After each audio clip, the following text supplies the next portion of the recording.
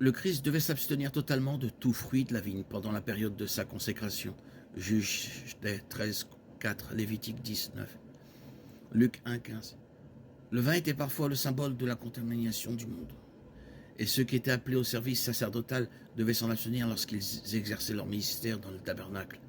Lévitique 19. Apocalypse 18, 3. De tels avertissements ont conduit de nombreux disciples du Christ à renoncer complètement à l'alcool, jugeant toute consommation d'alcool imprudente. Bien que boire avec modération ne soit pas condamné dans les Écritures, perdre la maîtrise de soi l'est, et il existe de nombreux avertissements sur la nature destructrice de l'alcool. Proverbe 21, Éphésiens 5, 18 dit « Ne vous enivrez pas de vin, car c'est la débauche, mais soyez remplis de l'esprit. » Deux éléments sont comparés, l'alcool et le Saint-Esprit. Chacun d'eux a le pouvoir de prendre le contrôle de l'esprit et du comportement d'une personne, avec des résultats très différents. S'enivrer conduit à une perte de maîtrise de soi.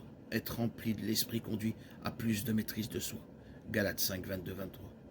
Nous ne pouvons pas être contrôlés à la fois par les esprits alcooliques et par le Saint-Esprit.